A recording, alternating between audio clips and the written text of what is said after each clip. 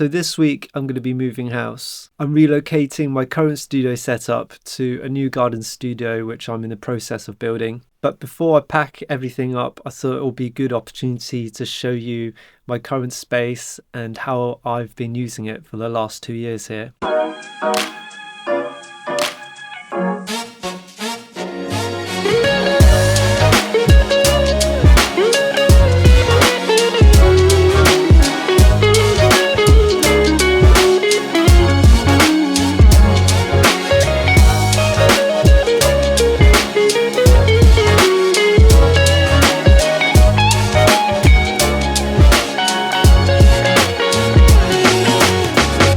This is where I do all my music work. Everything from songwriting sessions to full music productions to my remote guitar recordings and practicing. I love this place and it's been such a productive space, but the setup is a result of few trial and error through the years. Over the last 15 years, I worked in all sorts of environments, including tiny studio bedroom setups to having my own room at the famous RAK Studios. In the beginning, I have to admit, I loved my gear and I was a bit of a gearhead and a bit of a victim of gear acquisitional syndrome.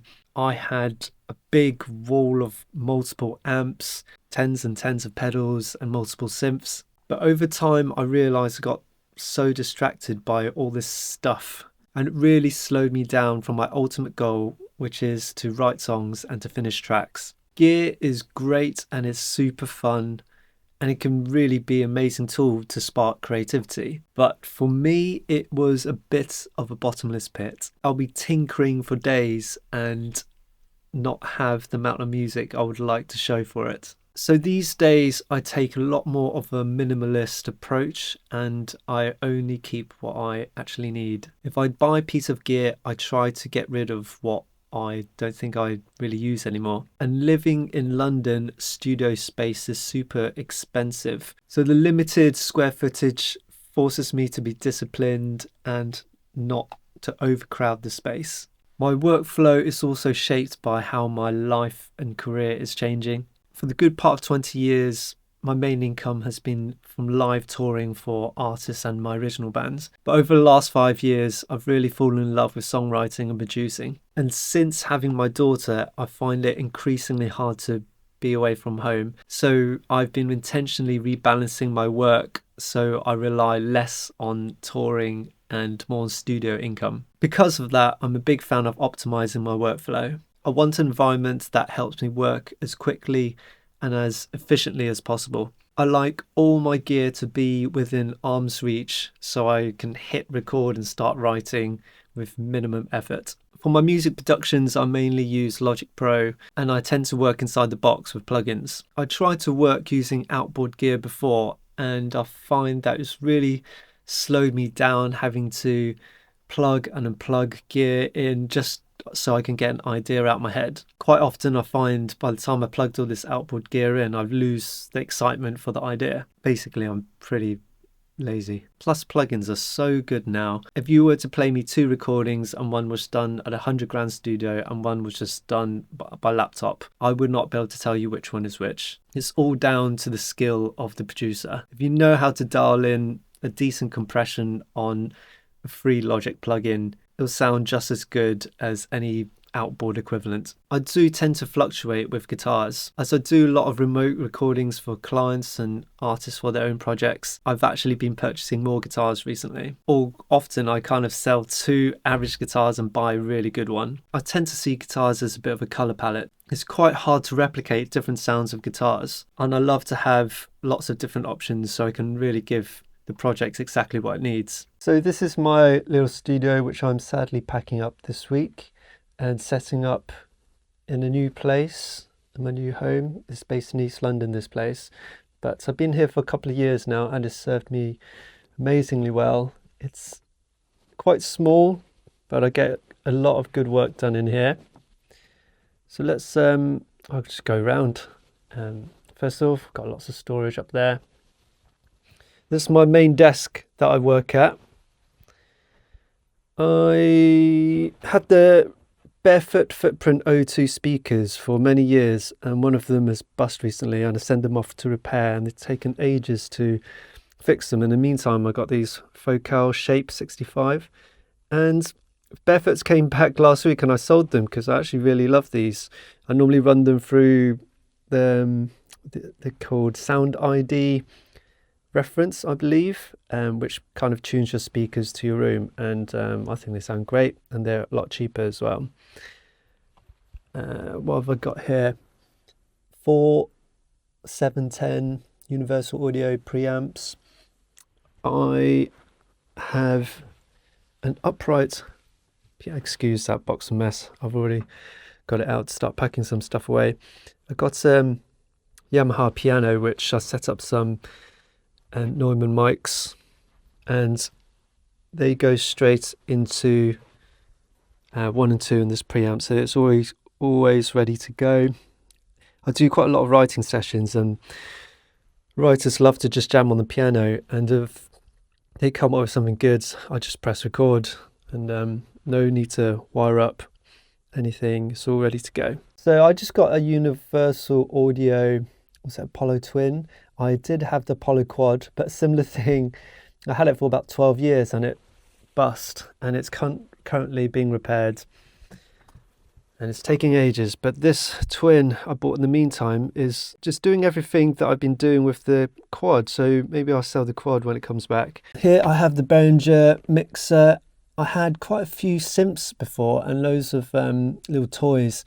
As you can see, Nord, Kemper, Push. I had a Microkorg and OP1 and various other gadgets.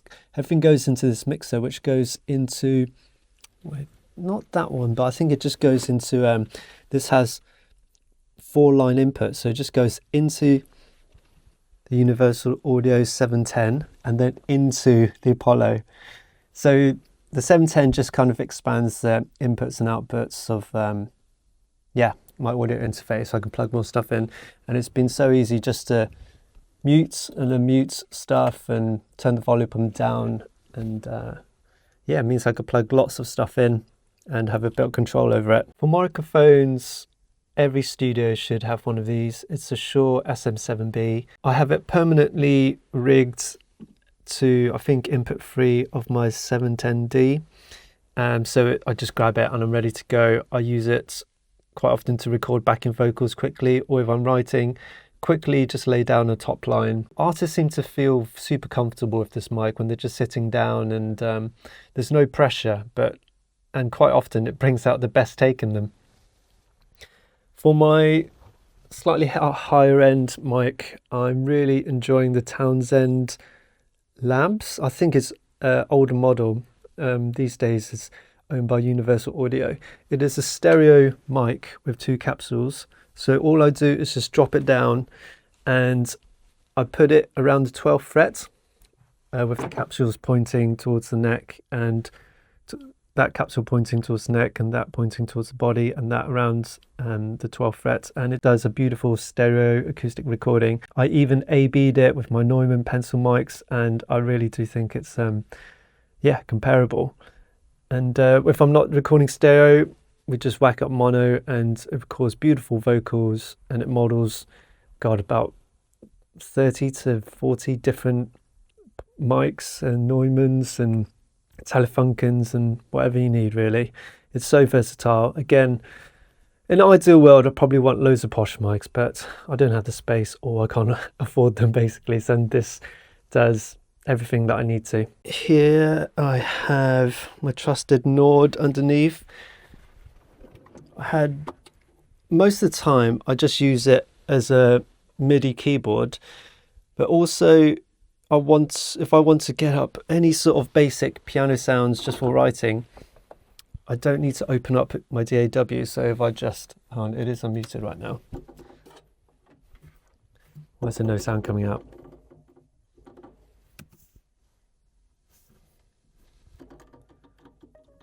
Oh, sorry. There we go. I forgot these speakers actually turn themselves off and put them in sleep mode if I haven't been using them for a while. They're just unslept. So I can just get up whatever sound that I want. What's this? brass sounds, and it's just super convenient to have everything in front of me. I like having everything at arm's reach. I'm lazy. I don't want to even just get up off my seat to make stuff happen. So that's why I kind of build everything around me. And for those guitarists that have been watching my recent videos, I've been really enjoying the Helix Stadium XL. I have it right by me and it's going into the mixer, but in my new place, I think I might run it after the mixer. I've been really enjoying just plugging random instruments in and going into that and using the effects on this and processing the sounds and printing it straight in when I work on songs and produce. I even set up an effects chain, so I have everything going into input 2, my guitar on input 1, and at the moment I've got the OP1 plugged in into input 2, and I just have it just constantly there, just constantly on input 2. There we go, input 2, and it's just loads of effects that I really enjoy. And ultimately it's like running it through a big digital pedal board, and actually have hands-on tactile control whenever I need. Here I have a little mandolin. The guys in the studio have been using it quite a lot. I literally bought it just for one guitar part I need to do on for clients, and it costs like £80 on Amazon, and it's served me well. Here I have my guitars. I think that's nearly all of them. I have a what is this? A deluxe telly. I got them specifically for their wide range pickups. I really love them. It's somewhere in between a Les Paul and a telly sound, and I had a session where I needed to get a bit more of the Coldplay type sounds, and he uses something similar, but I think his is what's it called, slimline, so it's had like a kind of F-hole cut out, but it gets something similar. It's such a versatile guitar. 335 Gibson Les Paul. This is a beautiful wedding present for my wife. I'm a very lucky man. She wanted to get me something that will last forever, and there's no doubt I'm never ever going to get rid of that. It's got a bass of it's a Japanese Fender Jazz. I had that for over 15 years, and again, it's been on so many recordings I've done. I never really needed anything else. PRS Custom 24. It's been a workhorse for anything rocky that I do. I used to play in a kind of dubstep rock band called Mode Step, and that's my main guitar I used for about 5 years on the road. And on the back it is pretty beaten up from it just smashing it against my belt when I was jumping around stage. It's so versatile. And back in the day, PRS had a bit of a stigma, not a very good one, but now since the release of Silver Sky and all that, PRS has got such a fantastic reputation, and I have been eyeing up like a Strat style PRS. Les Paul, Gibson Les Paul, it's nothing that fancy. What is it? Gibson Les Paul Classic. I think every professional guitarist need a Les Paul in their arsenal. Fender Strat, which I bought when I was studying music. I bought it off my classmate, and this Strat was his dad's. I think I bought it for £100, and since then I had about 4 or 5 different Strats, and I sold them all, and I always come back to this one. I've modded it quite a bit. I put a roasted maple neck and new pickups, but again, Strat, everyone needs a Strat if you're a professional working guitarist. It's I know, it's such a staple. Duesenberg Paloma.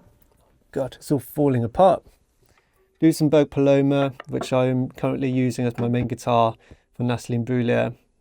I changed the pickups. The original pickups were a little bit dark and vintagey for the stuff that I like. I do a lot of pop stuff, so wanted something a bit more modern. Fender Telly.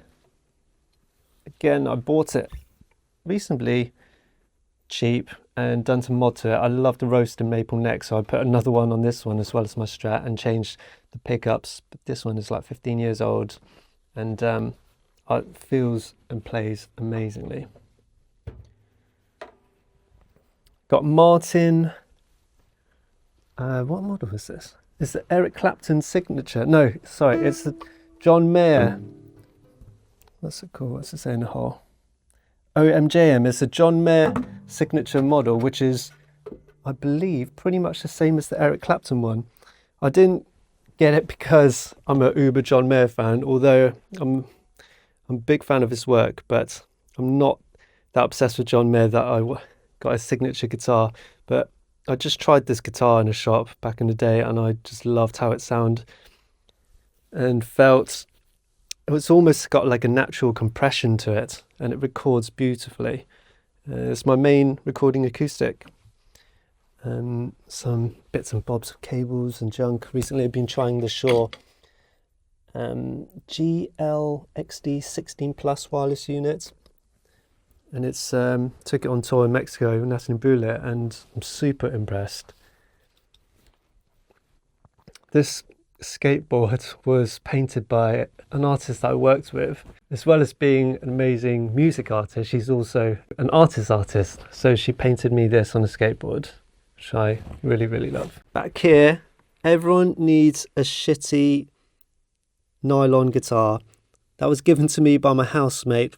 He bought it from a charity shop for £10, and I'm nervous to tell how many recordings, that being on professional recordings, that I got paid well on them. A lot of the time, if you just play them right, people don't even notice. It just sounds like a nylon, but it was a bit temperamental. The intonation was out, there was lots of string buzzes, and eventually I got a better nylon to make my life a lot easier. What is this one? Called Cordoba? I'm not sure how to pronounce it.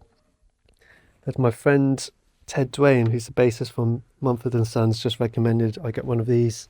And yeah, it's make recording so much easier now. I've got a nice nylon. These headphones, they're the TMA2 or something like that. They're wireless headphones with low latency. So here, the other end of this is this pack. So I plug into the headphone output. It transmits to these with low latency. It's been so good in writing sessions because it reduces the amount of cables that I have. Quite a lot of the time I recorded with wired cables before. When the artist's been using this on the mic, you can hear the rattling of the cable. This, you don't hear them at all, and they like it because there's no cables dangling around them. Got my trusted Kemper on the floor. I recently been using it back up for the Helix Stadium. Still got all my sounds on there. I'm looking into getting another Helix Stadium soon, just going to have that as a main backup. But for now, because the Helix Stadium is so new, I'm still testing it, and I'm definitely not getting rid of this for now. I got a couple of plaques for a song that I wrote in 2015 or 16, I can't remember, for a brilliant UK artist called Jess Glynn. The song is called Take Me Home, and I think it reached number 4 in UK, and the album was number 1.